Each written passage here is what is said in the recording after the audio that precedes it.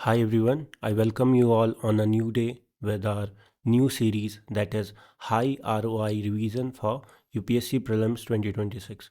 So basically this series will be for revising all across the dimensions and all the subjects that we have for our UPSC Prelims and इसमें हमारा main focus रहेगा कैसे हम concepts को link करें current affairs के साथ और साथ ही साथ कैसे हम मैक्सिमम आउटपुट निकाल पाएँ bye covering the high value topics, है ना। देखो अब ऑब्वियस सी बात है इस छोटी सी सीरीज़ में ऑफ 8 to 10 लेक्चर्स मैक्सिमम, इसमें हम पूरा तो नहीं जैसे मतलब साल भर जो पढ़ते हैं उतना तो कवर नहीं कर पाएंगे, बट हाँ उस साल भर पढ़े हुए में से, बिकॉज उसमें तो काफ़ी सारे ऐसे टॉपिक्स भी होते हैं ना जो आपका फाउंडेशन बिल्ड करने के लिए पढ़ाए जाते हैं बट एग्जाम में ना पूछे जाएँ। तो यहाँ पे आप क्या करेंगे, जो भी इम्पॉर्टेंट चीज़ें जिससे आपका एटलीस्ट आप जो है 60% ऑफ द जो prelims paper 60 to 80% of the prelims paper के कॉन्सेप्ट जो हैं वो सारे कर पाएँ और साथ ही साथ करंट अफेयर्स आप पूरे के पूरे कर पाएँ जितने आपका साल भर का करंट अफेयर्स अभी तक का रहा हुआ है।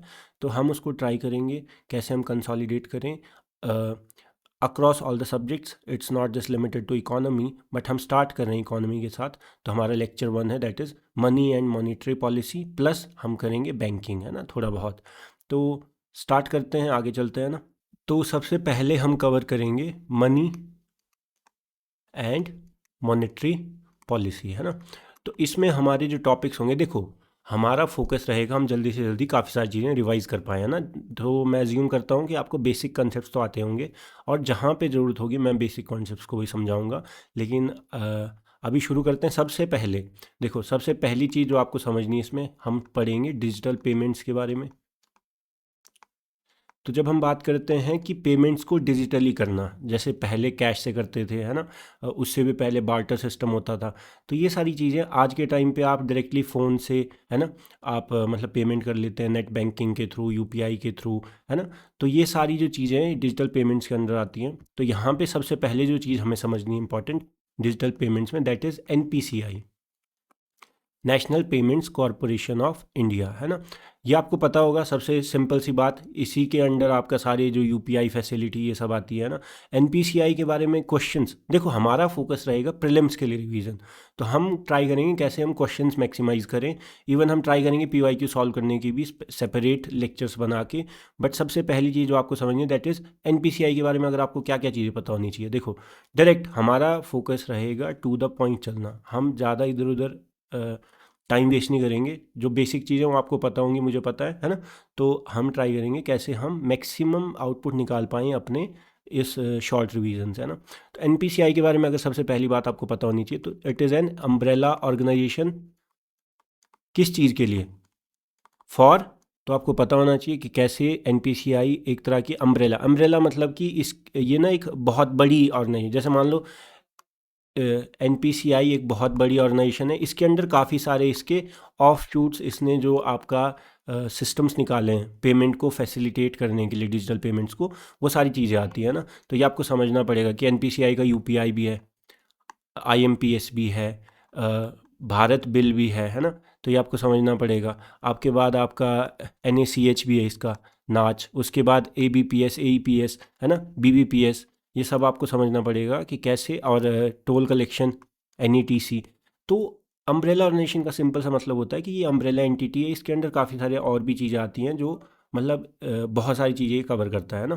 तो umbrella organisation related to operation of retail payments, है ना, एंड सेटलमेंट सिस्टम्स, है ना। सेटलमेंट सिस्टम मतलब पेमेंट को सेटल करने के सिस्टम्स क्या क्या होते हैं, जो भी आपको फाइनेंशियल सिस्टम्स होते हैं यूपीआई से लेके ये सब, है ना, जो आपको पता होना चाहिए। अगर मैं बात करूँ सबसे पहले, है ना, और यहाँ पे अगर सेटलमेंट सिस्टम्स की बात करें तो जैसे आईएमपीएस हो गया, है ना, किस तरह से पेमेंट सेटल होती है अभी आपको पता होगा, है ना, आईएमपीएस, नेफ्ट, आरटीजीएस।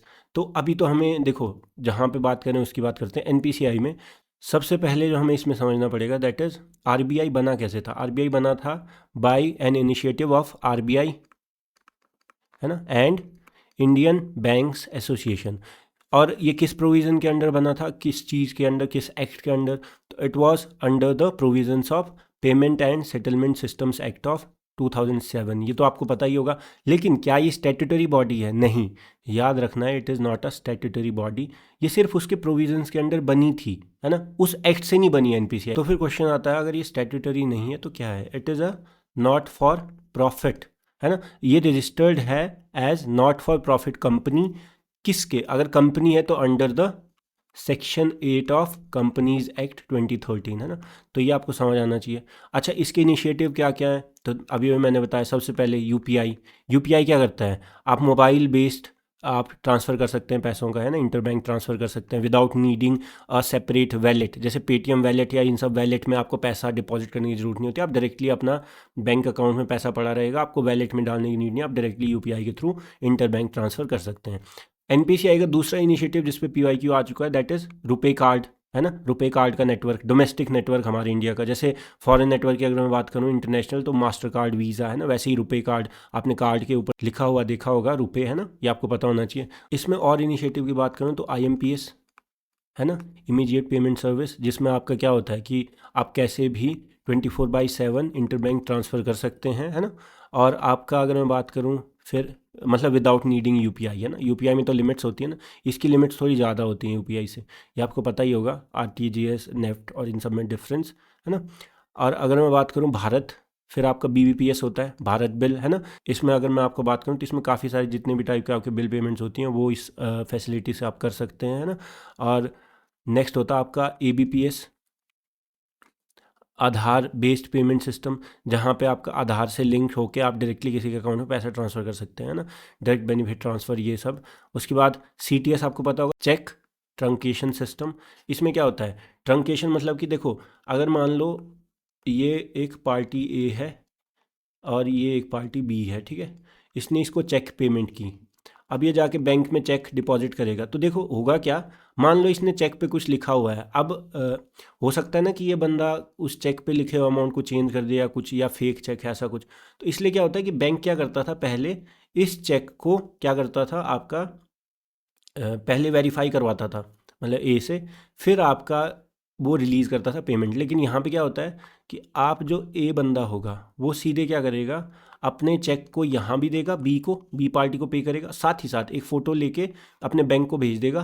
फिर क्या करेगा, ये बैंक जो है, इसका बैंक, ये इसको स्कैन करके इनको मैच करेगा, अगर ये मैच हो गए तो सीधे पेमेंट रिलीज़ कर देगा। इससे क्या होता है, ट्रंकेशन, मतलब कि कोई चीज़ काटा, मतलब यहाँ पे क्या चीज़ कम हुई, यहाँ पे हुआ टाइम कम हुआ चेक से पेमेंट रिलीज़ होने में, है ना। तो ये सारी चीज़ें होती है। देखो ये काफ़ी मैं समझ सकता हूँ, ये एकदम से शायद ना समझ आए, बिकॉज़ ये काफ़ी कॉम्प्लेक्स कॉन्सेप्ट्स हैं, लेकिन आपको थोड़ा बहुत आइडिया होना चाहिए। हमारा काम है रिवाइज़ करना with maximum return on whatever time we are trying to invest, है ना।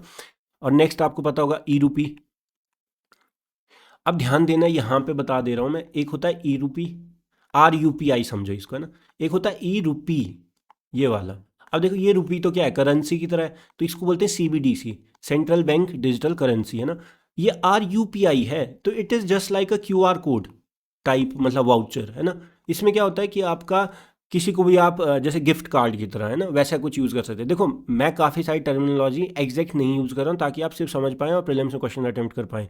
देयर इज़ नो नीड कि आप इसमें निटी-ग्रिटी डिटेल्स में जाएँ कि किस तरह से, अच्छा ये QR कोड, वाउचर, इसमें सब में क्या डिफरेंस है, गिफ्ट कार्ड क्यों बोला, फिर ऐसा कुछ नहीं। आपका काम है सिर्फ आपको क्वेश्चंस होने चाहिए अभी के टाइम पे। साल भर जो आपने पढ़ा होता है, मुझे पता है आपको ये सारी चीज़ डिटेल में पता होंगी, और वो हमें यहाँ पे टाइम वेस्ट नहीं करना है।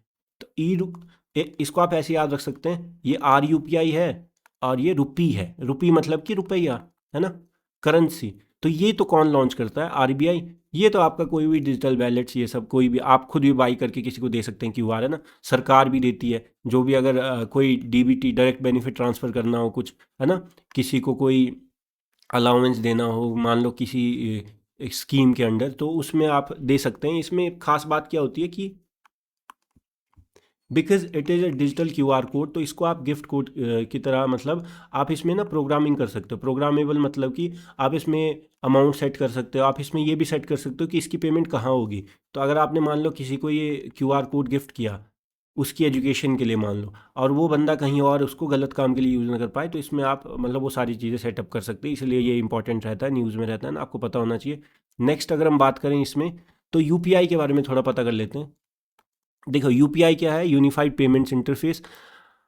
जो भी हम यूपीआई एप्स यूज़ करते हैं पेमेंट की, उसके पीछे की जो टेक्नोलॉजी है, मतलब बैक एंड पे जो आपको नहीं दिखता, दैट इज़ यूपीआई।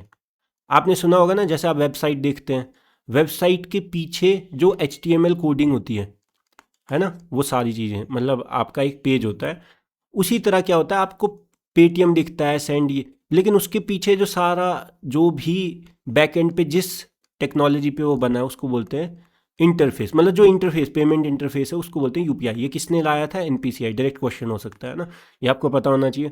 अच्छा, ये तो टेक्नोलॉजी है। अब इसमें खास बात क्या है, अब आपको दो चीज़ें और पता होनी चाहिए। एक तो होता है यूपीआई 123 पे, एक होता है यूपीआई लाइट। लाइट तो आपको पता ही होगा। देखो आज के टाइम पे आप क्या कर सकते हो कि जब आप यूपीआई के थ्रू पेमेंट करते हो, कई बार बैंक सर्वर डाउन होता है, तो इसलिए यूपीआई लाइट में क्या होता है कि आप पहले से कुछ अमाउंट, जैसे 2000 तक के आसपास, आप पहले से एक इसी में इनबिल्ट वैलेट होता है, उसमें डाल दो, फिर आप क्या कर सकते हो, डायरेक्टली पेमेंट कर सकते हो। और अब इसमें तो और भी ज़्यादा हो गया कि अब ऑफलाइन भी पेमेंट हो सकती है ना, ये सारी चीज़ें। लेकिन आपको कुछ दिनों के अंदर ऑनलाइन आना होगा ताकि वो पेमेंट वेरीफाई हो सके, है ना। यूपीआई 123 पे नाम से पता चल रहा है, 123 मतलब कि जो आपका बेसिक फीचर फ़ोन है, जैसे कीपैड वाले, उसमें कैसे, जैसे स्टार हैश करके, है ना, तो उसमें आपका जो है, मतलब पेमेंट्स के लिए आपका ये वाली टेक्नोलॉजी है ना, फीचर फ़ोन्स जो होते हैं, जो मतलब एंड्रॉयड वगैरह या स्मार्टफोन नहीं है ना। अब इसमें करंट अफेयर क्या है डिजिटल पेमेंट्स में? सबसे पहली बात, नमीबिया, है ना। नमीबिया याद रखना कि अफ्रीका की पहली ऐसी कंट्री बन चुकी है जिसने यूपीआई को अडॉप्ट किया है। मतलब कि नमीबिया को आप यूपीआई ट्रांसफ़र ये सब कर सकते हैं ना, नमीबिया में बैठे हुए इंसान को, ये सब आपको समझना पड़ेगा। अच्छा, यूपीआई और कहाँ कहाँ एक्सेप्टेड है? लास्ट ईयर पीवाईक्यू भी था, आपको समझना पड़ेगा। देखो, इंडिया के सराउंडिंग बॉर्डर कंट्रीज़ में से भूटान में है, नेपाल में है, श्रीलंका में भी है, सिर्फ बांग्लादेश में नहीं है, ये याद रखना। और साथ ही साथ अगर मैं और बात करूँ तो मॉरिशियस, सिंगापुर, फ्रांस, है ना, यूएई, यूएई आपको पता होगा ना, और कतर, तो ये सब आपको याद रखना है। नेक्स्ट अगर मैं बात करूं कि यहाँ पे एनपीसीआई के बारे में आपको इतनी सारी चीज़ें पता होनी चाहिए। क्या है ये? सबसे पहले NPCI is an umbrella organisation जिसका काम है रिटेल पेमेंट्स और सेटलमेंट सिस्टम को ऑपरेट करना। उसके बाद यहाँ पे अगर बात करें तो ये शुरू किया था आरबीआई और इंडियन बैंक्स एसोसिएशन ने मिलकर, है ना। किस एक्ट के प्रोविजंस के अंडर? तो payment and settlement systems act of 2007, है ना। लेकिन ये स्टैट्यूटरी बॉडी नहीं है, it is a not for profit company under the section 8 of companies act of 2013, है ना। इसमें आपको इनिशिएटिव पता होने चाहिए। यूपीआई इसका इनिशिएटिव है, रुपए इसका इनिशिएटिव है, जो मतलब आपका डोमेस्टिक कार्ड नेटवर्क है। उसके बाद आईएमपीएस इसका इनिशिएटिव है, भीम आपको पता होगा, भीम यूपीआई, है ना, ऐप जो है वो इसका इनिशिएटिव है। NACH, national automated clearing house, इसका काम क्या होता है? बल्क पेमेंट्स करना, जैसे सब्सिडी ट्रांसफ़र करना, पेंशन। गवर्नमेंट इसकी मदद से क्या करती है? बल्क में पेमेंट्स करती है ना, तो ये भी इसका इनिशिएटिव है ना। उसके बाद आपका एईपीएस इसका इनिशिएटिव है। उसके बाद आपका बीयूपीएस, भारत बिल पेमेंट सिस्टम। उसके बाद आपका एनईटीसी, इलेक्ट्रॉनिक टोल कलेक्शन, है ना, जिसमें फास्ट टैग वगैरह ये सब चीज़ें आती है। एनएफएस, नेशनल फाइनेंशियल स्विच, इसका काम होता है ATM all across the country उसको कनेक्ट करना, है ना, मतलब सारे एटीएम्स इंटर ऑपरेबल, ये सारी चीज़ें, है ना। फिर आपका सीटीएस, चेक ट्रंकेशन सिस्टम, जिसमें आपका image based cheque clearing system होता है, जिसमें आपको फिजिकल चेक इधर उधर नहीं भेजना पड़ता, आप डायरेक्ट इमेज की हेल्प से आप वेरीफाई कर सकते हैं और पेमेंट रिलीज करवा सकते हैं ना, तो टाइम कम होता है। नेक्स्ट इज ERUPI, है ना। देखो, एनपीसीआई अगर आपसे पूछे ERUPI और ई रुपी, तो दोनों में फ़र्क है ना, बता दिया मैंने। ये सीबीडीसी है, सेंट्रल बैंक की डिजिटल करेंसी है। सेंट्रल बैंक भी चाहता है कि जैसे क्रिप्टो फेमस हो रहा है, वैसे ही इसी तरह का कुछ डिजिटल करेंसी भी हो, जिसको हमें फिजिकल पेपर फॉर्म में प्रिंट ना करना पड़े, है ना। तो यहाँ पे क्या है कि आपका ये तो आरबीआई करता है, ये कौन करेगा? ये तो RUPI है ना, ये तो QR कोड है, ये सारा किसकी टेक्नोलॉजी है? एनपीसीआई, है ना, तो ये याद रखना है। तो ये आपका सबसे पहला टॉपिक हमने खत्म किया, एनपीसीआई, जिसके बारे में इतनी सारी चीज़ें आपको पता होनी चाहिए। सेकेंड टॉपिक है यूपीआई यूपीयू इंटीग्रेशन प्रोजेक्ट, है ना, ये करंट अफेयर का टॉपिक है। यूपीआई तो आपको पता है, यूपीयू क्या है? यूपीयू आपका अगर मैं बात करूँ, it is universal postal union. Universal postal union ये क्या है? ये एक यूएन की एजेंसी है, यूनाइटेड नेशंस की स्पेशलाइज्ड एजेंसी है, जिसका हेडक्वार्टर कहाँ पे है? बर्न। अब मैपिंग अगर आपको पता होगा तो बर्न इज इन स्विट्जरलैंड, ठीक है, तो ये आपको पता होना चाहिए। तो इसका काम क्या है? देखो, इंटीग्रेशन मतलब कि इन दोनों को लिंक कर दिया। तो यूपीआई ये एक ऐसा इनिशिएटिव है जहाँ पे आपका यूपीआई जो है, इंडिया का यूपीआई और यूनिवर्सल पोस्टल यूनियन, इन दोनों को आपने क्या कर दिया है, कनेक्शन मतलब कनेक्ट कर दिया है, जिससे क्या होगा, यहाँ पे आपका फास्ट और सिक्योर और कम कॉस्ट पे क्रॉस बॉर्डर जो आप रेमिटेंस, मतलब कि जैसे मान लो इंडिया से कोई इंसान फॉरेन काम कर रहा है, फॉरेन से वो अपने घर पैसे भेजता है, तो उसको बोलते हैं रेमिटेंस, है ना, ये आपको पता है। तो अब ये फॉरेन से जो रेमिटेंस भेजना है वो आसान हो पाए, इसलिए क्या है, यूपीयू और यूपीआई का मतलब जो टेक्नोलॉजी है उसको इंटरकनेक्शन है ना, ये आपको समझ आना चाहिए, है ना। और ये कोलैबोरेशन है between department of posts of India, है ना, एनपीसीआई जो यूपीआई प्रोवाइड करती है, और साथ ही साथ यूनिवर्सल पोस्टल यूनियन जो यूएन की एजेंसी है ना, ये आपको पता होना चाहिए। तो ये एक छोटा सा करंट अफेयर का टॉपिक आपको पता होना चाहिए। थर्ड टॉपिक अगर हम बात करें, that is your digital payments index current affair. कौन रिलीज करता है डिजिटल पेमेंट्स इंडेक्स को? आरबीआई, ठीक है। इसका काम क्या है, ये मेज़र करता है कि कितना ज़्यादा जो है डिजिटल इकोनॉमी हो चुकी है, मतलब कि पेमेंट्स कितनी ज़्यादा डिजिटल हो रही हैं। डिजिटल पेमेंट्स इंडेक्स मतलब कि किस तरह से आपका जो पेमेंट्स है उनका कितना ज़्यादा, किस एक्सटेंट तक उनका डिजिटाइजेशन हो चुका है अक्रॉस द कंट्री, है ना।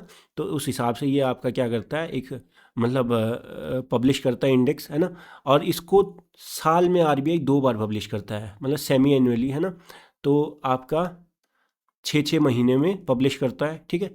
और ये आपको समझ आना चाहिए। पैरामीटर्स क्या क्या होंगे, ऑब्वियसली कि पेमेंट आपका इंफ्रास्ट्रक्चर कैसा है, डिमांड कितनी है पेमेंट मतलब ऑनलाइन पेमेंट्स के लिए, सप्लाई कितनी है, पेमेंट परफॉर्मेंस कितनी है, कंज्यूमर सेंट्रिक है कि नहीं है ना, ये सारी चीज़ें होती हैं। नेक्स्ट अगर मैं बात करूँ, next topic is your project nexus, है ना। ये इनिशिएटिव है बैंक ऑफ इंटरनेशनल सेटलमेंट, ये भी स्विट्ज़रलैंड में, बीआईएस आपको पता होगा ना, बेसल स्विट्ज़रलैंड। तो बीआईएस का इनिशिएटिव है, जिसमें क्या है, नाम से पता चल रहा है नेक्सस मतलब कि कुछ कोलैबोरेशन। तो ये क्या कर रहा है कि आपका instant cross border retail payments, देखो अभी यह है कि आप इंडिया में एक दूसरे बंदे को पेमेंट कर सकते हैं, लेकिन यूपीआई के थ्रू आप बाहर भी पेमेंट कर पाएँ क्रॉस बॉर्डर। तो उसके लिए क्या है, ये चाहता है कि आपका जो डोमेस्टिक पेमेंट सिस्टम है हर कंट्री का, जैसे हमारा यूपीआई है और बाहर कोई और होगा, तो वो सारा जैसे हैं कि अलग अलग कंट्री का लिंक करें। तो इसमें अभी पार्टिसिपेंट कौन कौन है, तो इसमें अभी पार्टिसिपेंट करंटली हैं सिंगापुर, मलेशिया, है ना, फिलीपींस, थाईलैंड और इंडिया, अभी के लिए ये आपको पता होना चाहिए, है ना। नेक्स्ट बात करते हैं हम, सिंपल सा टॉपिक, क्रिप्टो करेंसी। तो क्रिप्टो करेंसी के बारे में तो आपको पता ही होगा कि क्या होता है, इसमें देखो डिटेल में जाने की नीड नहीं है, आपको पता होगा क्रिप्टो करेंसी, वॉलीटिलिटी, ये सब। और अगर मैं बात करूँ क्रिप्टो करेंसी में, जो आपको मेन पता होना चाहिए, दैट इज़ ब्लॉकचेन टेक्नोलॉजी, है ना। और कैसे इसको कोई बैंक रेगुलेट नहीं करता, है ना, कोई सेंट्रल बैंक रेगुलेट नहीं करता, ये सारी चीज़ें। लेकिन इसमें जो मेन आपको पता होना चाहिए कि क्रिप्टो, क्योंकि क्रिप्टो मार्केट्स क्या होते हैं, वॉलेटाइल होते हैं, तो उसको रेगुलेट करने के लिए जो आपका यूरोपियन यूनियन और organisation of economic cooperation development, OECD, है ना, तो यहाँ पे ईयू की कुछ गाइडलाइंस हैं और इसका कुछ रेगुलेटरी फ्रेमवर्क है, वो आपको पता होना चाहिए। ईयू का जो आपका रेगुलेशंस है दैट इज़ एमआईसीए, और ओईसीडी का जो है दैट इज़ सीएआरएफ, है ना। तो एमआईसीए क्या है, मार्केट्स एंड क्रिप्टो एसेट्स, और ओईसीडी का क्या है, क्रिप्टो एसेट रिपोर्टिंग फ्रेमवर्क, है ना, ये आपको पता होना चाहिए। नेक्स्ट अगर हम बात करें क्रिप्टो के बाद से ही topic, stable coins. Stable coins क्या होता है, स्टेबल नाम से पता चल रहा है, it is a like crypto की तरह ही है, बट क्रिप्टो में क्या होता है, प्राइस फ्लक्चुएट करता है ना। स्टेबल कॉइन्स क्या होता है कि आपका प्राइस फिक्स है क्रिप्टो की तरह ही, बट प्राइस फिक्स है। तो इसमें क्या है कि ये क्रिप्टो करेंसी वैसी क्रिप्टो करेंसी है जिसमें इसको क्यों बनाया गया होगा, ताकि प्राइस स्टेबल रखें, ताकि वॉलेटिलिटी को ख़त्म करें, स्टेबल वैल्यू दे क्रिप्टो करेंसी को, है ना। तो इसमें आपका एग्जांपल क्या है, आपको पता ही होगा अगर आप थोड़ा बहुत इस मार्केट के बारे में जानते हैं। तो यूएसडीटी, इसका मतलब कि देखो स्टेबल प्राइस क्या करेंगे आप, मतलब खुद से फिक्स नहीं करेंगे प्राइस, आप इसको पेग कर देंगे, pegged with some hard asset, like कोई करेंसी के साथ पेग कर दिया, गोल्ड के साथ, मतलब कि आप ये फिक्स कर दोगे कि इसका प्राइस इतना गोल्ड, इसका प्राइस इतना यूएसडी, इसका प्राइस इतना आईएनआर, मैं एग्जांपल दे रहा हूँ। तो यूएसडीटी का क्या एग्जांपल है, जैसे यूएसडीटी का प्राइस जो है वो पेग्ड है, लिंक्ड है विद यूएस डॉलर, है ना। तो यूएसडी टेदर जो है, it is a crypto currency stable coin, जो आपका जिसका price is equal to USD. तो सिंपली क्या है कि ये उतना ही वैरी करेगा जितना यूएसडी वैरी करेगा, क्या ही समझ आता है। तो इसको बोलते हैं स्टेबल कॉइन्स, है ना। नेक्स्ट अगर मैं बात करूं तो इसी स्टेबल कॉइन्स में आता है यूएस का जीनियस एक्ट। ये याद रखना है, ये यूएसए का एक एक्ट है, एक लॉ है to regulate the stable coins, है ना, ये आपको समझ आना चाहिए। नेक्स्ट मैं बात करता हूँ, 7 टॉपिक है CBDC, central bank digital currency. Central bank क्या करे, पेपर करेंसी की जगह डिजिटल करेंसी निकाले, उसको बोलते हैं सीबीडीसी। जैसे मैंने आपको बताया था इंडिया में ई रूपी, है ना, बाय द आरबीआई। ये वाला जो है E R U P I, that is by NPCI, it is simply a voucher और इस तरह का, है ना। अच्छा, इसके बारे में क्या क्या पता होना चाहिए। देखो, ये सिर्फ डिजिटल फॉर्मेट में करेंसी है ये करेंसी, तो सिर्फ इसमें फ़र्क इतना है कि ये पेपर फॉर्म में नहीं है, जैसे आपके पास कैश होता है ना, वैसा नहीं है। ये आपको ऑनलाइन ही होगा, ऑनलाइन प्रेजेंस होगी, ऑनलाइन ही ट्रांसफ़र होगा, इसमें कोई आपके मतलब फिजिकल प्रेजेंस नहीं होती। Otherwise it is exactly same as, आपका conceptually same as paper currency, है ना, ये याद रखना है। It is just digital currency, लेकिन है ये करेंसी, तो आपको पता होना चाहिए। तो इसकी जो अगर क्वेश्चन आता है कुछ, तो आपको पता होना चाहिए सबसे पहले, it is digital form of India's physical currency, that is rupee, उसका डिजिटल फॉर्म है बस, है ना। तो ये आपको पता होना चाहिए, ठीक है। इसको इशू कौन करेगा, ऑब्वियसली देखो दोनों सेम है, बस ये डिजिटल है, तो इसको भी आरबीआई इशू करेगा, ठीक है। अच्छा, आरबीआई इशू करेगा तो ये लीगल टेंडर भी होगा। लीगल टेंडर का मतलब आपको पता ही होगा, है ना, बेसिक कॉन्सेप्ट इकोनॉमी का, जैसे फिएट मनी, लीगल टेंडर, तो इसमें मैं ज़्यादा नहीं जाऊँगा, लेकिन लीगल टेंडर आपको पता होगा कि इट इज़ लीगली, मतलब नेसेसरी फॉर एनी, जो आपका रिसीवर होता है ऑफ द पेमेंट, कि वो आपको मना नहीं कर सकता। अगर आप उसको इस ई रूपी से पेमेंट करोगे तो ऐसे नहीं बोल सकता कि नहीं नहीं मेरे को तो इसमें नहीं चाहिए, मेरे को तो कैश दो, जैसे ऐसा होता है ना। तो लीगल टेंडर क्या होता है, जैसे इंडिया में जो भी करेंसी होती है लीगल टेंडर है, आप किसी को पेमेंट कर रहे हो तो वो मना नहीं कर सकता कि नहीं नहीं मेरे को इसमें नहीं चाहिए, मुझे और कुछ चाहिए। ऑब्वियसली आप इतनी छोटी सी बात पे केस नहीं करेंगे, बट हाँ, it is what it is. हाँ, लेकिन इसमें फिर और भी चीज़ आती है, जैसे लिमिटेड लीगल टेंडर आता है ना। लिमिटेड मतलब कि आप लीगल टेंडर तो है, लेकिन उसी में पेमेंट नहीं कर सकते। जैसे मान लो अगर मैं बोल दूं कि मैं 1 करोड़ की पेमेंट 1 रुपए के सिक्कों से कर दूं, तो ऑब्वियसली ये प्रैक्टिकली पॉसिबल नहीं है ना, और सामने वाले रिसीवर के लिए भी अनकंफर्टेबल है। तो इसलिए जो coins and all to certain limit, उसके बाद क्या होते हैं, लिमिटेड लीगल टेंडर होते हैं ना, आप उसी में सारी पेमेंट नहीं कर सकते। तो ये बेसिक डिफरेंस आपको पता होंगे, उसमें मैं ज़्यादा नहीं जाऊँगा। सेंट्रल बैंक डिजिटल करेंसी की बात करें तो it is also a legal tender, acceptable है, मतलब legally acceptable for all the debt settlement, ये सब, है ना। इंटरेस्ट होता है इस पे कोई नहीं। देखो, आपके पास 10 रुपये हैं, तो आपके पास जब कैश आया होगा 10 रुपये, आप चाहे 20 साल बाद उसको यूज़ करो, 10 रुपये ही होता है। ऐसा नहीं, वो कोई बॉन्ड नहीं है या कोई कूपन नहीं है, तो it is no no interest, है ना। ये आपको पता होगा कि आरबीआई इस पे कोई इंटरेस्ट नहीं देती। देखो, उस पर लिखा होता है, प्रोमिसरी नोट होता है कि मैं धारक को इतना रुपये अदा करने का वचन देता हूँ, तो वो लेकिन 10 रुपये 10 रुपये ही देगा। ऐसा नहीं कि 10 रुपये 10 साल बाद जाओगे तो 15 रुपये मिल जाएंगे, ऐसा कुछ नहीं होता। तो इंटरेस्ट नॉन इंटरेस्ट होता है, जो करेंसी होती है इशूज, है ना। फिर आपका अगर मैं बात करूँ, फंजिबल है। फंजिबिलिटी आपको पता होगा, जैसे एनएफटी में जब हम बात करते हैं नॉन फंजिबल मतलब कि आप उसको ना, जैसे कोई एक चीज़ है, आपको मैं बोल दूँ एक पेंटिंग है, वो मान लो 1 करोड़ की बिक रही है। अब मैं उस पेंटिंग के 10 टुकड़े कर दूँ, तो क्या वो 10-10 लाख में बिक जाएगी? 10 टुकड़े नहीं बिकेंगे ना, बिकॉज पेंटिंग की वैल्यू वो पूरी जब है तभी है। उसको बोलते हैं फंजिबल, मतलब तोड़ना। तो नॉन फंजिबल मतलब कि तोड़ नहीं सकते। तो इट इज़ एन एनएफटी, ऐसा एसेट है जिसको आप तोड़ के नहीं बेच सकते। जिस जो है वो पूरा, जब पूरा एग्जिस्ट करेगा तभी आप उसको रख सकते हैं और उसकी वैल्यू तभी है। तो फंजिबिलिटी मतलब आपको समझ आना चाहिए कि फंजिबिलिटी कैसी होती है। जैसा 500 रुपये कैश है आपके पास, आप उसको 100 100 रुपये कैश में कन्वर्ट कर सकते हो, तो वो फंजिबल है। क्या ये समझ आता है ना। 500 रुपये और 100 रुपये के 5, सबकी वैल्यू सेम है, तो फंजिबल है। मतलब कि आप पूरा 500 का एक नोट लाओ, चाहे उसको टुकड़ों में रखो, है ना। लेकिन यहाँ पे क्या है, आप पेंटिंग को तोड़ नहीं सकते, उसकी कुछ इनहेरेंट वैल्यू है। आप ऐसा नहीं कर सकते कि एक पेंटिंग अगर 100 करोड़ की बिकी तो उसके 10 बराबर टुकड़े कर दूं तो 10 तक नहीं, बिकॉज वो इसीलिए ही 100 करोड़ की है, बिकॉज वो उतनी पूरी एग्जिस्ट करती है। तो उसको बोलते हैं एनएफटी, नॉन फंजिबल, है ना। उसको आप तोड़ के बेच नहीं सकते, उसकी वैल्यू टूटने के बाद अलग हो जाती है।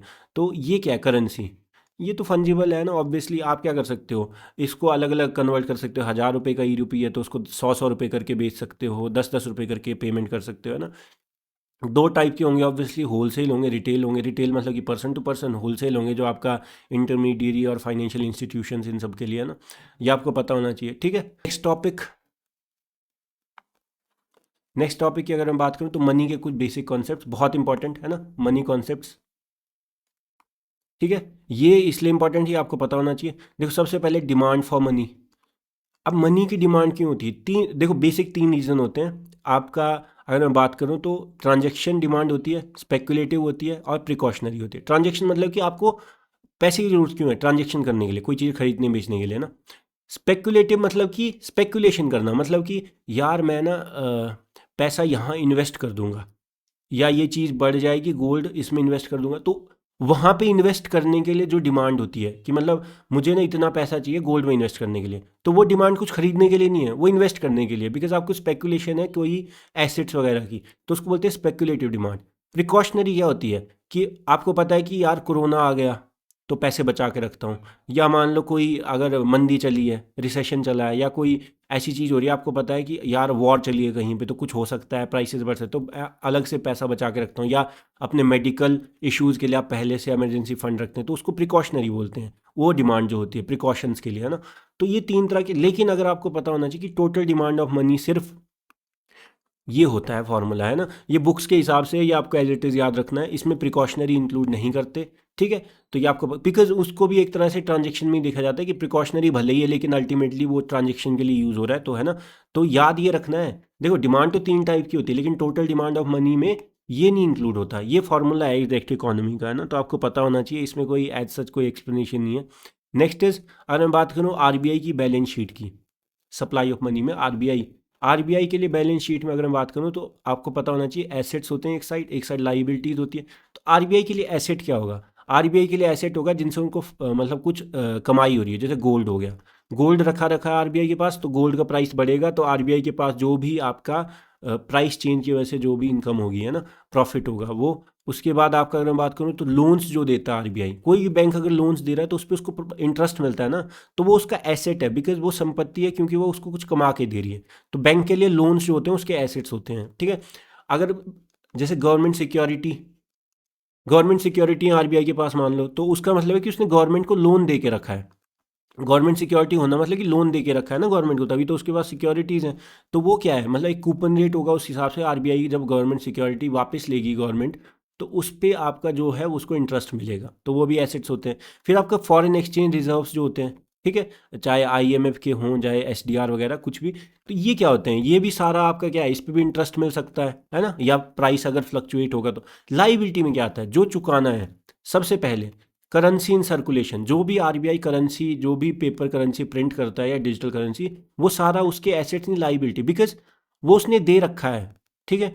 अब क्या है कि उससे उसको कुछ कमाई नहीं हो रही, उल्टा क्या है कि उसमें एक तो लिखा भी होता है कि मैं धारक को इतना रुपया अदा, पहले क्या होता था कि अभी के टाइम पे ऐसा नहीं होता, अभी के टाइम पे तो आपका पता है आपको कि टोकन मनी है, बट पहले क्या होता था, जैसे मान लो अगर मान लो जैसे वैल्यूएबल जैसे गोल्ड ये सब है ना, तो पहले क्या होता है, जैसे आपको पाउंड स्टर्लिंग में पता होगा कि कैसे गोल्ड के साथ वैल्यू लिंक थी, कि आप वो कैश लेके जाओगे तो आपको इतना गोल्ड जो है वो सेंट्रल बैंक आपको प्रोवाइड करेगा, है ना। लेकिन अब क्या, अब ऐसा नहीं होता, तो अब लेकिन यहाँ पे क्या है कि फिर भी अगर 10 रुपये का नोट लाओगे तो 10 रुपये आपको वो देने का मतलब वचन करता है जो सेंट्रल बैंक होता है, कि मतलब मैं आपको एग्जैक्ट 10 रुपये आपको लौटा दूंगा। तो ये आपको समझना पड़ेगा कि इतना आपके पास ये करेंसी इन सर्कुलेशन इसकी लाइबिलिटी होती है। कोई जो डिपॉजिट होते हैं बैंक में तो उस पर उसको इंटरेस्ट देना पड़ता है और वो डिपॉजिट लौटाना भी है। बैंक में जो डिपॉजिट करता है कोई भी कस्टमर, तो वो उस पर क्या होता है, कस्टमर को इंटरेस्ट मिलता है, मतलब कि आरबीआई को कुछ देना पड़ रहा है, तो वो लाइबिलिटी है, और डिपॉजिट भी वापस करने पड़ते हैं, ये आपको समझना पड़ेगा ना। ये थोड़ा ना कॉम्प्लेक्स कॉन्सेप्ट है और रिवीजन सीरीज में इतना ही हो पाएगा, ये आपको समझना पड़ेगा, बिकॉज अभी तो ये तो फिर भी इजी था। अब मैं अगर बात करूँ, जैसे आपको कुछ चीज़ें पता होनी चाहिए, M0 M1 M2 M3 M4, है ना। मैं आपको डायरेक्ट बता रहा हूँ, देखो it is way to classify the type of money in an economy, है ना, ताकि आप क्या कर सको, एक मॉनेटरी पॉलिसी बना सको इन्फ्लेशन और इन सबको कंट्रोल करने के लिए सेंट्रल बैंक। तो M0 जो है वो याद रखना है। M0 क्या है, वो एक्चुअल टोटल रिजर्व मनी है, हाई पावर्ड मनी भी बोलते हैं इसको, है ना। ये क्या है, total currency in circulation plus RBI के पास बैंक और अदर डिपॉजिट जो भी आरबीआई के पास हो वो सारा, है ना, गवर्नमेंट की या कुछ भी। M0 क्या होता है, it is simply total liability of the RBI, total liability, है ना, इसी के बराबर टोटल एसेट्स आरबीआई के पास होने चाहिए, तभी वो करेंसी प्रिंट करता है। आरबीआई को इंश्योर करना होता है कि वो उतनी करेंसी प्रिंट करे जितने उसके पास उसको बैक करने के लिए एसेट होते हैं, ताकि asset should be equal to liability, है ना, ये आपको पता होना चाहिए। अब हम बात करते हैं इसमें इसमें क्या याद रखना, देखो अब यहाँ पे ना ये एक टेबल होता है, आपने पढ़ा होगा, तो यहाँ पे याद रखना है, देखो currency in circulation commercial bank, ठीक है, पोस्ट ऑफिस सेविंग्स बैंक। देखो ऑब्वियस सी बात है, एक दिन में आप ये सारी चीज़ें नहीं समझ सकते, बट मैं मतलब अज्यूम कर रहा हूँ कि आपने साल और पढ़ाई की होगी, तभी आप ऑब्वियसली एग्ज़ाम की प्रिपरेशन कर रहे हैं, तो आपको पता ही होगा। इसमें मुझे मतलब इतना बताने की नीड नहीं होगी शायद, है ना। M1, M2, M3, M4, ठीक है, ये आपको पता होना चाहिए, ठीक है। यहाँ पे क्या आता है आपका, demand deposit, time deposit, demand deposit, time deposit. Demand और टाइम डिपॉजिट में डिफरेंस क्या होता है? डिमांड डिपॉजिट क्या होते हैं कि आपके पास कस्टमर आएगा, आपसे डिमांड करेगा, आपको उसी टाइम कैश देना पड़ेगा, तो ये क्या होता है? Savings bank. Time savings account में जो पैसा होता है। टाइम डिपॉजिट क्या होता है? मतलब या जो मैच्योर्ड एफडी, ये सारा मैं डिटेल में नहीं जा रहा हूँ। टाइम डिपॉजिट क्या होता है? जैसे आपको कुछ टाइम तक वो कस्टमर जो है डिपॉजिट वापस नहीं मांगेगा, तो एफडी, ये सब आरडी है ना, ये सब आपको पता होना चाहिए। देखो डिटेलिंग में नहीं, निटिग्रिटी डिटेल्स तो इसमें काफ़ी सारी होती हैं कि डिमांड डिपॉजिट तो वो भी होते हैं जो अनक्लेम्ड फिक्स डिपॉजिट होगा, वो सारी चीज़ें नहीं, आपको बस समझना है इस चीज़ को। हम छोटी सी क्लास में सारी चीज़ें ऐसे नहीं कि आप एक्सेप्शन निकालते रहे, है ना। अब यहाँ पे क्या है, देखो मैं आपको बेसिक समझा रहा हूँ इसमें, मतलब आपको थोड़ा बहुत ना ये याद रखना है, एक ऑर्डर बस ये याद रखना है, लिक्विडिटी का ऑर्डर, और लिक्विडिटी का ऑर्डर और साथ ही साथ वॉल्यूम, मतलब कि साइज़, है ना। तो बस इतना याद रखो कि लिक्विडिटी टॉप टू बॉटम जो है वो डिक्रीज़ होती है, ठीक है। तो आपका अगर मैं बात करूं तो यहाँ पे लिक्विडिटी डिक्रीज़ होती है और साइज़ जो है वो इंक्रीज़ होता है। अब ऐसा क्यों है? देखो कॉमन सेंस है। डिमांड डिपॉजिट कस्टमर के लिए ज़्यादा लिक्विड होता है या टाइम डिपॉजिट? लिक्विड मतलब कि जिसको आप जल्दी से जल्दी कैश में कन्वर्ट कर सकें, ऐसी चीज़। तो सेविंग्स बैंक का जो पैसा होता है उसको आप जल्दी से जल्दी कैश में कन्वर्ट कर सकते हैं, तो हाईली लिक्विड होता है। लेकिन फिक्स डिपॉजिट अगर आपने कर रखा है तो वो जब तक वो मैच्योर नहीं होगा तो आप नहीं निकाल सकते, तो इसलिए वो क्या होता है? लो लिक्विड होता है, लो लिक्विडिटी होती है ऐसी चीज़ों की। या जैसे कोई अगर अच्छा स्टॉक है उसकी हाई लिक्विडिटी होती है, अगर वो एक रिनोन या कोई फेमस स्टॉक है। लेकिन अगर मान लो कोई ऐसी चीज़ है जो आपने मतलब मान लो आपने कोई प्रॉपर्टी ले रखी है, आप एकदम से नहीं बेच सकते, तो वो क्या होता है? लिक्विडिटी उस एसेट की थोड़ी कम है ना, ये आपको समझना पड़ेगा। देखो याद रखने तरीका सिंपल है, ये सब में ही होता है, करेंसी इन सर्कुलेशन इन सब में होता है। अब इसमें क्या, सबसे पहले लिक्विडिटी सबसे ज़्यादा होगी, है ना, मैक्स, फिर थोड़ी कम, फिर और कम, फिर मतलब बिल्कुल कम, है ना। तो सबसे ज़्यादा लिक्विडिटी कब होगी? जब आप डिमांड डिपॉजिट ऐड करोगे, ठीक है।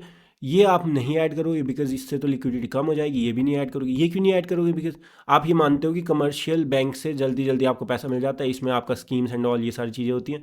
यहाँ पे फिर क्या करोगे आप? थोड़ा लिक्विडिटी को कम करोगे, तो आप इसको नहीं ऐड करोगे, आप दोनों के ही डिमांड डिपॉजिट ऐड करोगे, है ना। इससे थोड़ी लिक्विडिटी कम होगी, है ना, लेकिन मतलब अभी आपने टाइम डिपॉजिट ऐड नहीं किया। फिर आप क्या करोगे? यहाँ के टाइम डिपॉजिट और डिमांड डिपॉजिट ऐड कर दोगे, फिर आप सारा कुछ ऐड कर दोगे, ठीक है। ये आपको पता होना चाहिए, डायरेक्ट क्वेश्चन आते हैं, ये आपको पता होना चाहिए। अब मैं अगर मैं बात करूँ सबसे पहले इनमें से नैरो मनी कौन सी है? ये दो होती है नैरो मनी, ये होती है ब्रॉड मनी। बिकॉज इसमें काफ़ी सारी चीज़ें आती हैं, इसमें थोड़ी कम चीज़ें आती हैं। लिक्विडिटी ऊपर से नीचे आपका डिक्रीज़ हो रही है, साइज़ इंक्रीज़ हो रहा है, वॉल्यूम इंक्रीज़ हो रहा है। देखो इसमें थोड़ा ही पैसा था, इसमें और ज़्यादा पैसा आ गया, इसमें तो सारा ही पैसा आ गया। जिन जिन commercial bank, post office savings bank के पास जो भी टाइप का डिपॉजिट है ना, ये आपको पता होना चाहिए।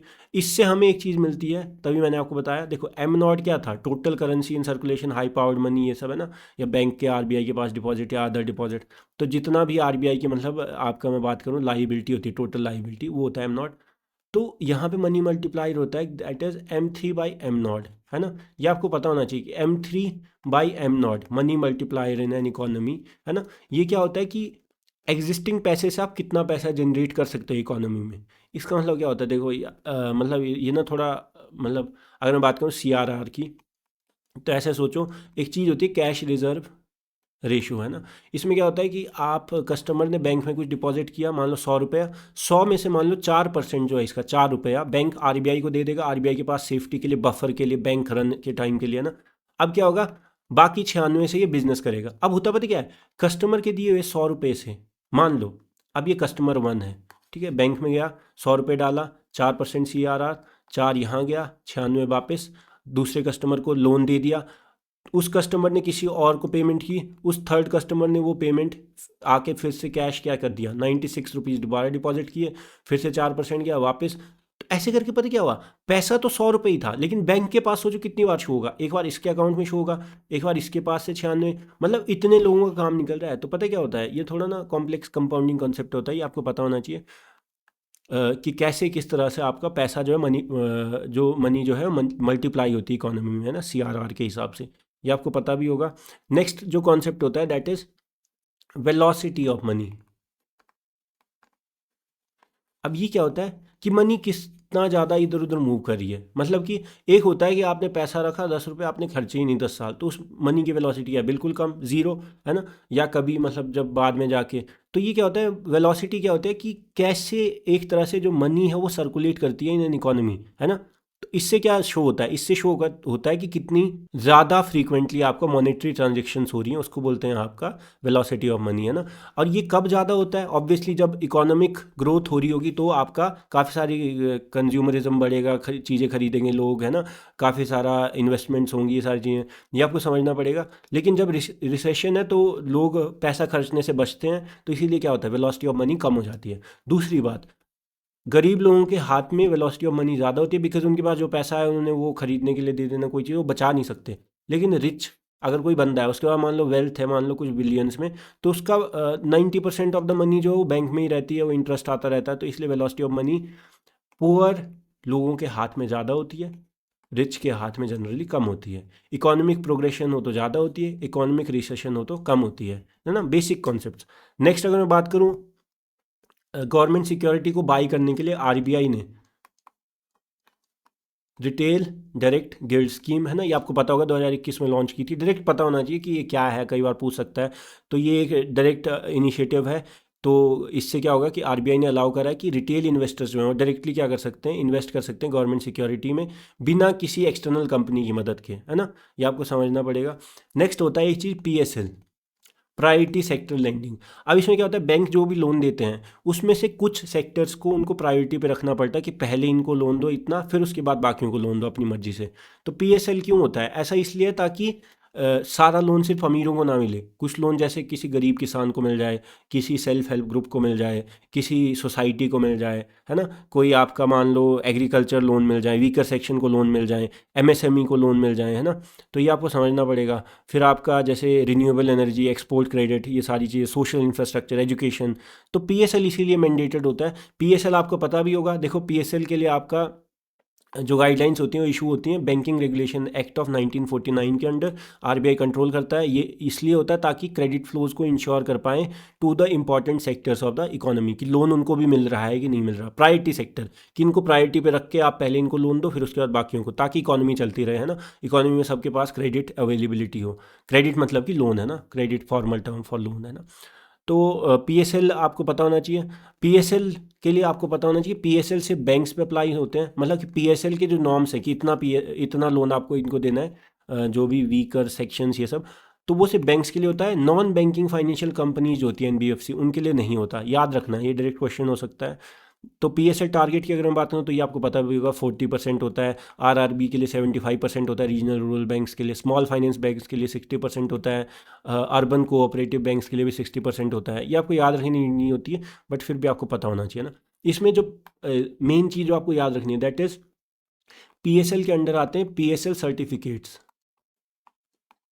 ये क्या होता है, देखो अब इसमें क्या होता है कि मान लो कोई बैंक है, उसको प्रायोरिटी सेक्टर्स को लेंडिंग करनी थी, लोन देने थे, मान लो 40% का टारगेट रखा हुआ था ना आपका। अगर मैं बात करूं कि ये होते हैं domestic commercial banks plus foreign banks जिनकी ज़्यादा 20 से ज़्यादा ब्रांचेज हैं, उनको 40% का आपका जो भी लोन है वो नेट जो भी देते हैं उसका 40% आपको पीएसएल देना पड़ता है ना। तो ये आपको पता होना चाहिए 40%, मान लो किसी बैंक ने एक साल में 40% की जगह अपने लोन का 70% जो है वो इन सेक्शंस को दे दिया, है ना। मतलब ये तो ऐसा हो सकता है ना कि मतलब उसने ज़्यादा रोक नहीं लगाई, दे दिया अगर वो आ रहे थे तो, है ना। तो उसको पता चला कि उसने 30% जो है एक्सेस दे दिया है। अब क्या होता है, एक कोई बैंक टू है, वो मान लो सिर्फ 20% ही दे पाया है और मिनिमम कितना है 40% देना आरबीआई ने बोला है। तो उससे क्या हो सकता है, पेनल्टी लग सकती है। जो ये पीएसएल शॉर्टफॉल होता है उसको आप RIDF, rural infrastructure development fund जो नाबार्ड का होता है, या अर्बन इंफ्रास्ट्रक्चर डेवलपमेंट फंड जो आपका नेशनल हाउसिंग बैंक, है ना, इसका है। इसमें आपको डिपॉजिट करना पड़ता है विदाउट, मतलब बिल्कुल कम इंटरेस्ट, है ना। तो ये इससे क्या होगा, इससे आपका लॉस होगा, जो पैसा मतलब ऐसे सोचो ना पेनल्टी के रूप में चला जाएगा, उससे अच्छा आपने लोन दे दिया होता, कम से कम अच्छा इंटरेस्ट तो मिलता, है ना। तो मतलब ये वापस हो जाता है, लेकिन इसमें इंटरेस्ट उतना कुछ खास नहीं मिलता है ना। पीएसएल शॉर्टफॉल से फंड होते हैं, ये आपको पता होना चाहिए। अब मैं यहाँ पे अगर बात करूँ तो 20% जो इसकी कमी है, कि 20% अभी इसको और चाहिए, वो क्या कर सकता है, अगर मान लो इसने 30% ज़्यादा दे दिया है, ये इस 30% का एक सर्टिफिकेट बना ले कि 30% मेरे पास PSL का एक्सेस है, PSL लोन्स का एक्सेस है, वो इसको बेच सकता है ना। अब कुछ लोग बोलेंगे ये खरीदेगा क्यों, बिकॉज ये खरीद के इसको पैसा दे देगा, मतलब जो भी इसने अपनी डिमांड रखी होगी वो इससे तो अच्छा है, बिकॉज इसको आपका 20% जो है वो यहाँ पे डिपॉजिट करना पड़ेगा, जो पैसा आपका फंसा रहेगा उससे इनकम नहीं होगी, वो ज़्यादा इसको मतलब बैंक के लिए बैंक इसको ज़्यादा ऐसे देखते हैं कि इससे ज़्यादा उनको नुकसान होगा, इंस्टेड ऑफ कोई सर्टिफिकेट खरीद लो। इसका मतलब क्या है कि आपने एक्स्ट्रा अगर कुछ लोन दे दिया, आप उसका सर्टिफिकेट बना के जिस बैंक ने कम लोन दिया उसको बेच दो, मतलब बैंक खरीद लेगा, इससे इनका भी फ़ायदा होता है, जो एक्स्ट्रा देते हैं वो भी ज़्यादा मोटिवेटेड रहते हैं, और जिनने कम है वो एक तरह से क्या कर देते हैं, इस बैंक को पैसा देके अपना PSL शॉर्टफॉल जो है वो कंप्लीट कर लेते हैं ना। तो इससे फ़ायदा होता है, इकोनॉमी में पैसा ज़्यादा सर्कुलेट होता है और मोटिवेटेड रहते हैं बैंक्स, ताकि एक्सेस में अगर चला जाए तो वो अपना सर्टिफिकेट मतलब जो है बेच सके, है ना। ये आपको पता होना चाहिए, ठीक है। नेक्स्ट अगर मैं बात करूं, जो मेन टॉपिक है that is MPC, monetary policy committee. ये कमेटी क्या करती है, it is a statutory committee, है ना, statutory committee established under the RBI act of 1934, ठीक है। इसमें क्या होते हैं, 6 मेंबर्स होते हैं, 3 RBI की साइड से, 3 गवर्नमेंट की साइड से। 3 RBI में कौन होते हैं, एक तो गवर्नर होंगे RBI के, एक डिप्टी गवर्नर होंगे, प्लस एक other person nominated from the RBI, है ना, जो 3 पर्सन गवर्नमेंट के होते हैं, ये आपको पता होना चाहिए, है ना। यहाँ पे क्या होता है, ये मिलते हैं, इनको क्या होता है, मिनिमम 4 बार मिलना होता है साल में, और ये जनरली बाई मंथली मिलते हैं, मतलब 2 महीने में एक बार, है ना। और कई बार मतलब मिनिमम 4 बार है, उससे ज़्यादा बार कितनी बार मिल सकते हैं आप, है ना, ऐसा कोई फिक्स नहीं है। तो अब ये क्या होता है कि मतलब अगर मैं बात करूँ तो ये डिसाइड क्या करता है, ये डिसाइड करता है आपका repo rate, policy rate. Repo rate क्या होता है, जो आपका अगर मैं बात करूं कि बैंक को RBI किस रेट पे, देखो बैंक के पास सारा, अब आप सोचेंगे कि बैंक को क्यों ज़रूरत है पैसे की, अब बैंक को भी अपने ऑपरेशंस करने और आगे लोन देना है, तो वो क्या करता है कि ज़रूरी नहीं सारा पैसा डिपॉजिट से, या डिपॉजिट से तो बहुत कम आएगा, RBI क्या करेगा, RBI बैंक को लोन्स देगा, तो जिस रेट पे वो लोन देता है उसको बोलते हैं repo rate, policy rate. Simply समझा रहा हूँ, इसमें मैं सिक्योरिटी वगैरह से MSF ये सब LAF कॉरिडोर बिल्कुल नहीं, बेसिक समझा रहा हूँ, और बाकी आपने साल भर रिवाइज़ किया होगा, मतलब इतना तो मैं एक्सपेक्ट करता हूँ। आपके बेसिक चीज़ें जो रिवीजन में हो सकती है वो मैं बता रहा हूँ, है ना। यहाँ पे मीटिंग का कोरम कितना होता है, कोरम मतलब कि इतने मिनिमम मेंबर होने चाहिए, उसके अलावा मीटिंग शुरू नहीं होगी, तो वो 4 ही है, 6 में से 4 मेंबर होंगे तभी मीटिंग में डिसीजन लिए जा सकते हैं, है ना। अब यहाँ पे क्या होता है कि ये डिसाइड करता है। अच्छा, यहाँ पे एक क्वेश्चन आ सकता है कि गवर्नर जो है, RBI गवर्नर, ये चेयरपर्सन होता है MPC कमेटी का, है ना, मॉनेटरी पॉलिसी कमेटी का, और इसके पास कास्टिंग वोट भी होता है। कास्टिंग वोट क्या होता है कि अगर मान लो 6 लोग वोट करें, देखो vote at the first instance भी होता है, अगर आपने पार्लियामेंट में पढ़ा होगा तो जो प्रिजाइडिंग ऑफिसर होते हैं उनके पास फर्स्ट इंस्टेंस पे वोट करने का अधिकार नहीं होता, जैसे स्पीकर हो गया, चेयरपर्सन ऑफ राज्यसभा हो गया, है ना, तो उनके पास, लेकिन यहाँ पे होता है, मतलब कि 6 लोग हैं कमेटी में, तो मान लो उन्हें कुछ डिसाइड करना है, तो 6 के 6 वोट करेंगे, उसमें 6 में से एक RBI गवर्नर भी हैं, चेयरपर्सन, सब वोट करें, मान लो 3-3 हो गया, टाई हो गया, डेडलॉक आ गया, तो यहाँ पे क्या होता है कि RBI गवर्नर एक बार और वोट करते हैं, उसको बोलते हैं कास्टिंग वोट, टाई को ब्रेक करने के लिए, है ना। तो ये कास्टिंग वोट आपको पता होगा पार्लियामेंट में भी होता है ना, स्पीकर्स वगैरह के पास, है ना, जब अगर टाई हो जाए किसी इशू पे, ये आपको पता होना चाहिए, ठीक है। इन्फ्लेशन टारगेटिंग होती है, पॉलिसी रेट का काम क्या होता है कि महंगाई को टारगेट करना, इन्फ्लेशन को कंट्रोल करना, कितना अब ये कौन डिसाइड करता है, ये करती है government decide, in consultation with RBI, union government decide करती है, ठीक है, ये आपको पता होना चाहिए, ठीक है। अभी के टाइम पे करंटली जो CPI जो 4 ± 2%, ये आपका टारगेटिंग मैकेनिज्म है, फ्लेक्सिबल इन्फ्लेशन टारगेटिंग मैकेनिज्म है, जिसमें आपको 2 से 6% ऑफ द CPI आपका इन्फ्लेशन आपको रखनी है ना। ये सारी चीज़ें होती हैं। फिर आपको और भी चीज़ें पता होगा, एक कॉन्सेप्ट आपको पता होना चाहिए, कैंटिलॉन इफेक्ट। कैंटिलॉन इफेक्ट क्या होता है, कैंटिलॉन इफेक्ट का सिंपल सा मतलब होता है, मान लो ऐसा हो जाए कि मनी सप्लाई बढ़ जाए, RBI से पैसा आ रहा है, बैंक आगे फर्दर लोन दे रहे हैं, सप्लाई इकोनॉमी में पैसे की बहुत ज़्यादा हो रही है, लेकिन इस सप्लाई का फ़ायदा गरीब को नहीं हो रहा, बिकॉज ये सप्लाई का फ़ायदा, इस सप्लाई से क्या होता है, परचेजिंग पावर बढ़ेगी, लेकिन किसकी बढ़ेगी, ये सारा मान लो इस जो मनी सप्लाई, जो भी पैसा आया एक्स्ट्रा 1 करोड़, मान लो उसमें से 1 करोड़ में से 90 लाख तो क्या हो गया, रिच लोगों के पास चला गया सारा, मतलब अमीर लोगों के पास, है ना, मतलब जिनके पास पहले पैसा आया, और बाकी का 10 करोड़ जो है वो मतलब सिर्फ गरीबों के पास गया। अब इससे क्या होगा, इनकी तो परचेजिंग पावर बढ़ेगी, लेकिन इनकी परचेजिंग पावर बढ़ने से इनकी परचेजिंग पावर पे नेगेटिव इफेक्ट पड़ेगा। क्या ये समझ आता है ना? तो इतना सा आपको पता होना चाहिए। ये था आपका पहला टॉपिक। अब बात करते हैं दूसरे टॉपिक की, दैट इज़ बैंकिंग। ठीक है, बैंकिंग की बात करते हैं। तो बैंकिंग में सबसे पहले आरबीआई की बात करते हैं। आरबीआई के बारे में क्या क्या पता होना चाहिए? सबसे पहले आरबीआई सेटअप के लिए 1926 में हिल्टन यंग कमीशन, जिसके बाद 1934 में आरबीआई एक्ट आया, 1935 में आरबीआई शुरू हुआ। ठीक है, और यहाँ पे आपको 1949 में सबसे पहले आरबीआई आपको गवर्नमेंट ने एक्वायर किया by transfer of ownership act, है ना। और उसके बाद आपका अगर मैं बात करूँ तो बैंकिंग रेगुलेशन एक्ट से आरबीआई को और ज़्यादा स्ट्रॉन्ग बनाया गया, पावर दी गई ताकि बैंकिंग सेक्टर को रेगुलेट करें। आरबीआई गवर्नर और डिप्टी गवर्नर को कौन अपॉइंट करता है? They are selected by the financial sector regulatory appointment and search committee, है ना। ये कौन कौन हेड करता है इसको? कैबिनेट सेक्रेटरी, है ना। ये आपको पता होना चाहिए। अपॉइंट कौन करता है आरबीआई गवर्नर के? Deputy governor. सेंट्रल गवर्नमेंट कितने साल का टेन्योर होता है? 3 साल का टेन्योर होता है। रीअपॉइंटमेंट इज पॉसिबल, है ना, रीअपॉइंट भी हो सकते हैं। फंक्शन क्या आरबीआई के? करेंसी इशू करना, फॉरेन एक्सचेंज कंट्रोल करना, है ना।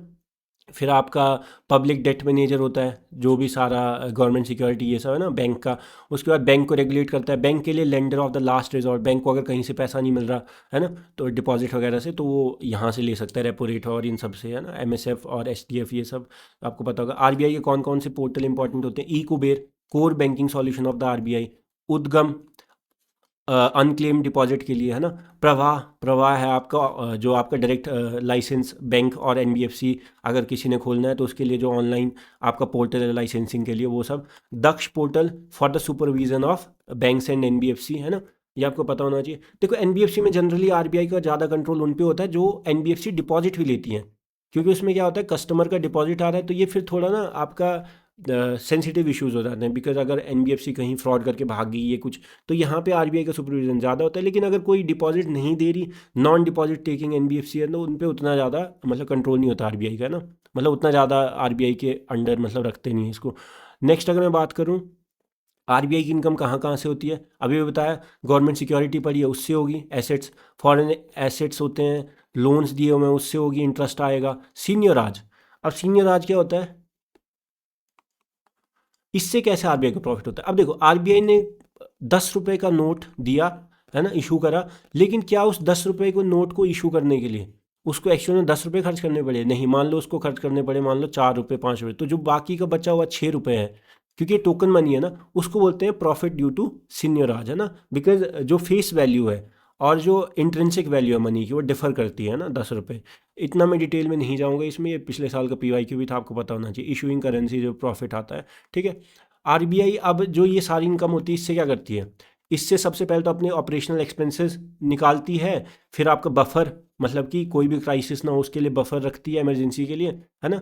5 से 6%, 5.5 से 6%। बाकी जो बचता है वो आरबीआई भी, क्योंकि आरबीआई ओन ओन कौन करता है? गवर्नमेंट ऑन करती है ना आरबीआई को। मैंने क्या बताया था? Transfer of ownership act of RBI 1948 के आसपास गवर्नमेंट ने पहले ट्रांसफ़र किया था अपने अंडर। क्योंकि आरबीआई पहले तो आपका सिंपली जैसे प्राइवेटाइज और ये सब, मतलब एक प्राइवेट कंपनी की तरह था ना, आपको पता होना चाहिए। अब यहाँ पे रिमेनिंग जो बचता है उसको गवर्नमेंट ओनर है, तो डिविडेंड की तरह आरबीआई गवर्नमेंट को प्रोवाइड करती है, ठीक है। तो ये आपको पता होना चाहिए, ठीक है। और ये सारी चीज़ें आपसे पूछ सकते हैं। शेड्यूल्ड बैंक्स आपको पता होने चाहिए, शेड्यूल्ड बैंक्स क्या होते हैं। नेक्स्ट आपको शेड्यूल्ड बैंक्स पता होना चाहिए। शेड्यूल्ड बैंक्स क्या होते हैं? ये वो बैंक्स हैं जो आरबीआई एक्ट के सेकंड शेड्यूल में लिस्टेड होते हैं। ये स्पेशल बैंक्स होते हैं, मतलब कि इनमें कुछ खास बात होती है। देखो, 5 लाख का minimum paid up capital and reserves, plus not conducting any activity that is detrimental to its depositors, ये सारी कंडीशंस होती हैं।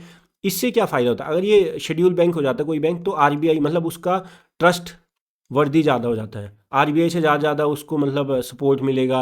गवर्नमेंट स्कीम्स के लिए वो एफिलिएटेड हो सकता है, कि गवर्नमेंट की स्कीम्स में वो पार्टनर हो सकता है। ये सारी चीज़ें हैं ना, तो मतलब एक तरह से पब्लिक ट्रस्ट बढ़ता है। ये सारी चीज़ें आरबीआई के काफ़ी सारे जो प्लेटफॉर्म्स होते हैं, पोर्टल्स होते हैं, उसको ये एक्सेस कर पाएंगे। आरबीआई का एलएएफ कॉरिडोर जो होता है उसको एक्सेस कर पाएंगे, ठीक है। ये आपको पता होना चाहिए।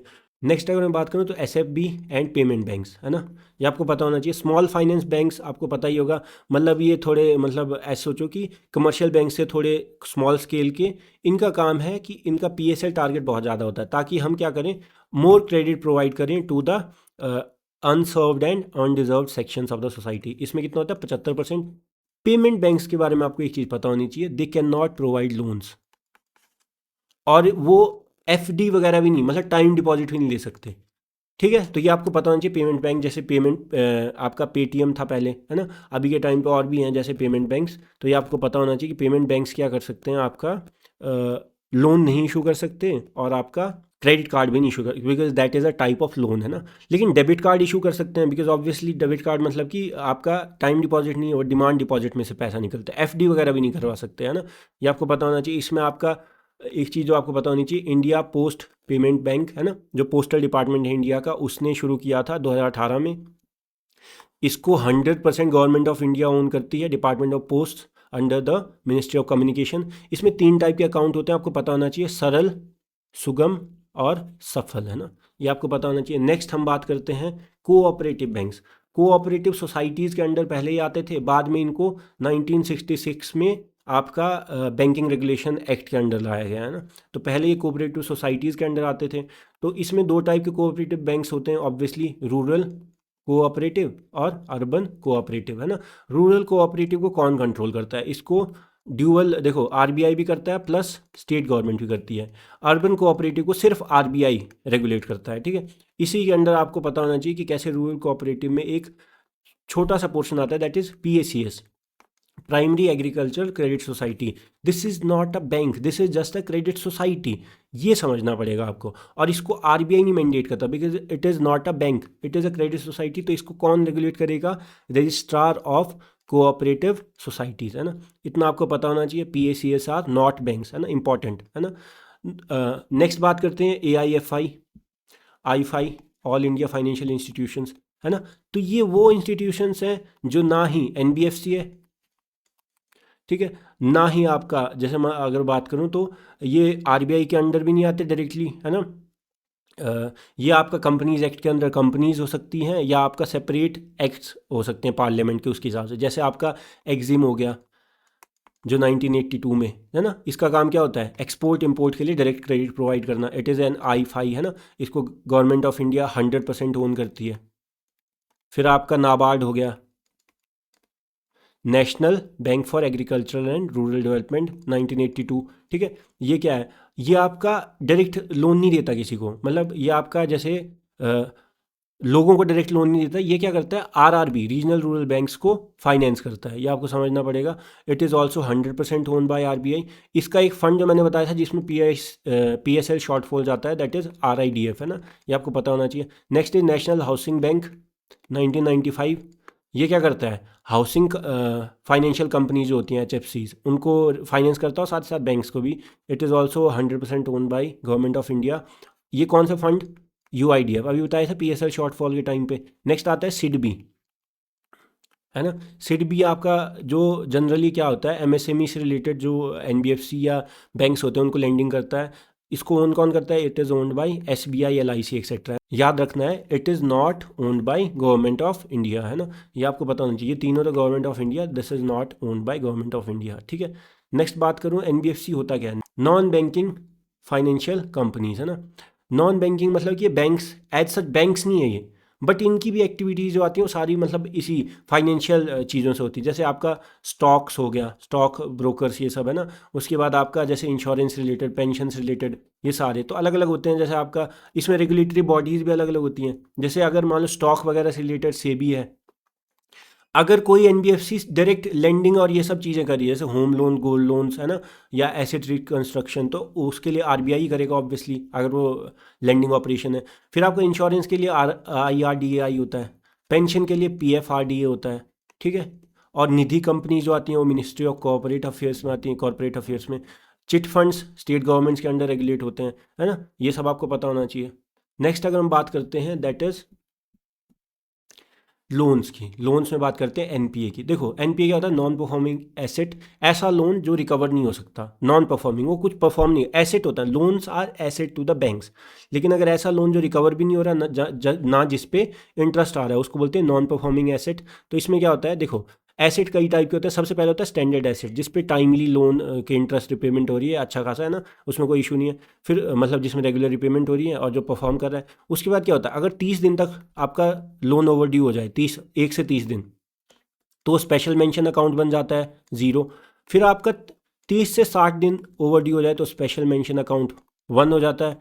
ठीक है, मतलब 31 से 60 ऑब्वियसली। 61 से 90 हो जाए तो उसको स्पेशल मेंशन अकाउंट 2 हो जाता है। अगर 90 दिन से ज़्यादा ओवर ड्यू है कोई लोन तो उसको बोल देते हैं एनपीए, नॉन परफॉर्मिंग एसेट। ठीक है, उसके बाद अगर 12 महीने तक मतलब ओवर ड्यू हो चुका है तो उसको बोलते हैं सब स्टैंडर्ड। अगर 12 महीने से ज़्यादा तो उसको बोलते हैं डाउटफुल। और बाद में जो बैंक, अगर मैं बात करूँ बैंक खुद से या ऑडिटर या आरबीआई, अगर उस लोन को ऐसे कि मतलब अनकलेक्टिबल घोषित कर दे तो उसको बोल देते हैं लॉस एसेट, है ना।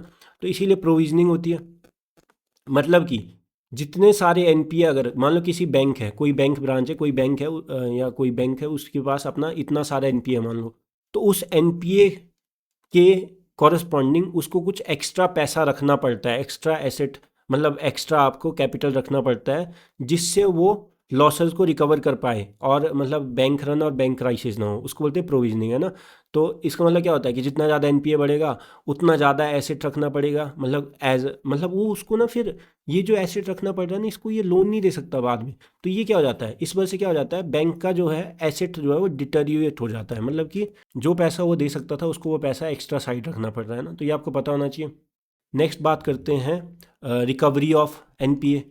तो इसमें आपको पता होना चाहिए सरफेसी एक्ट और IBC, insolvency and bankruptcy code 2016, है ना, सरफेसी 2002।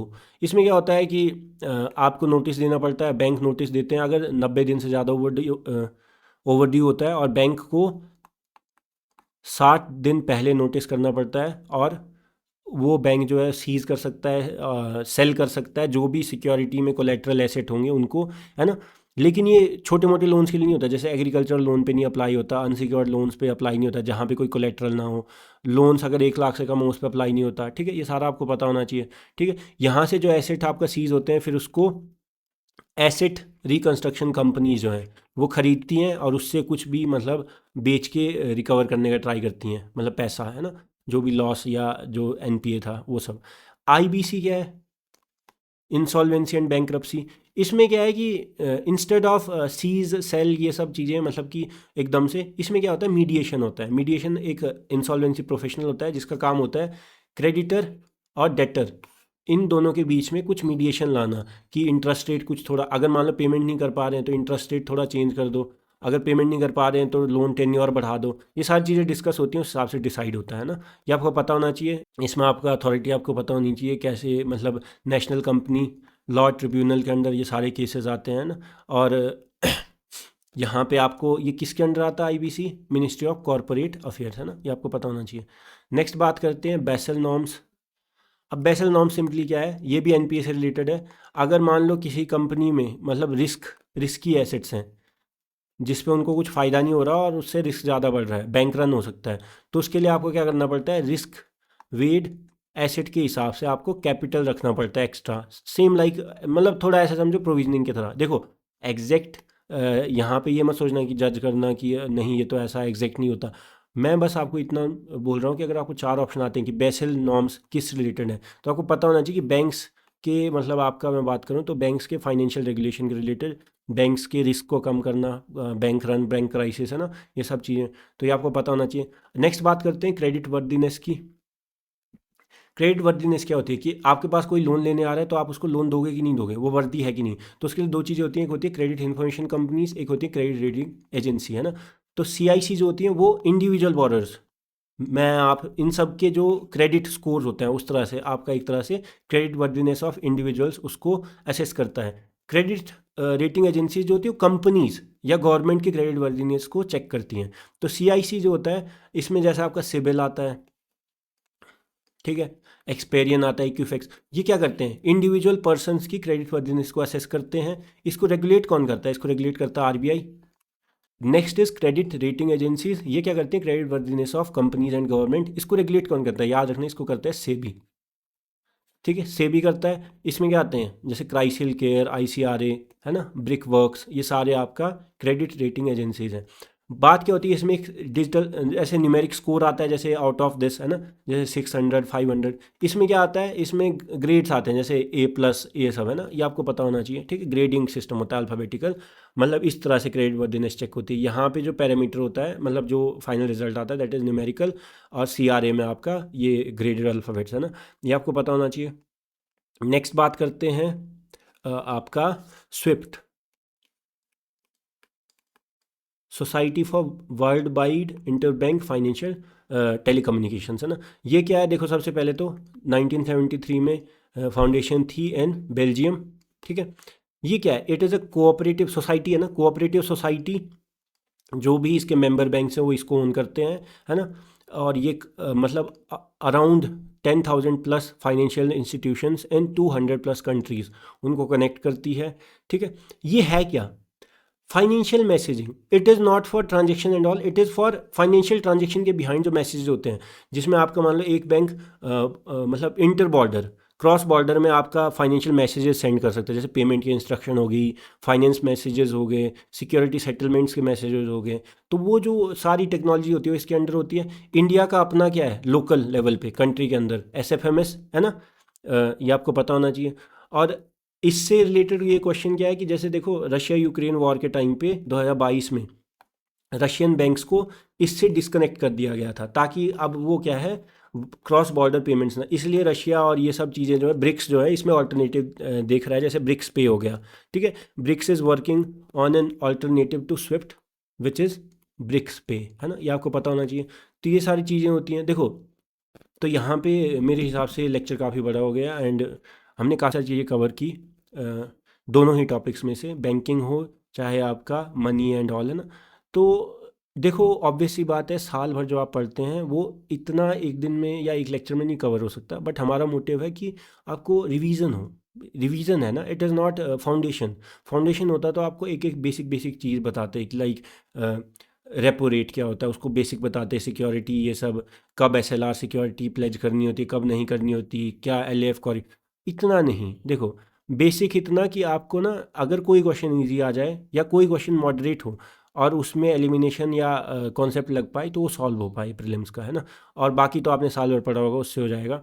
तो आई होप आपको लेक्चर पसंद आया होगा। अगर आपको लेक्चर पसंद आया है, comment your review in the comment section, and please do like, share and subscribe to the channel, so I will just be motivated to make further lectures in this series. देखो ये series बहुत छोटी होगी। Economy में जैसे 2 topic basic थे, उसके बाद हम क्या करेंगे कि मतलब 10 कर लेक्चर्स, या मतलब डेली या ऑल्टरनेट डे में ये सारा कवर करने का ट्राई करेंगे जल्द से जल्द, अक्रॉस द सब्जेक्ट्स, इकोनॉमी से लेके आपका ज्योग्राफी, डिजास्टर मैनेजमेंट से लेके साइंस एंड टेक, जो सबसे ज़्यादा इंपॉर्टेंट है related to concepts and current affairs. तो आप क्या कर सकते हैं, चैनल को सब्सक्राइब कीजिए और इसको फॉलो कीजिए, और साथ ही साथ जो आपका रिवीजन है उसके साथ आप PYQ ट्राई करते रहिए ना। मोस्ट ऑफ द क्वेश्चंस आपके आई होप इससे सॉल्व हो जाएंगे, इससे रिलेटेड अगर कुछ भी आता है ना। तो thank you so much once again, I will see you all in the next video.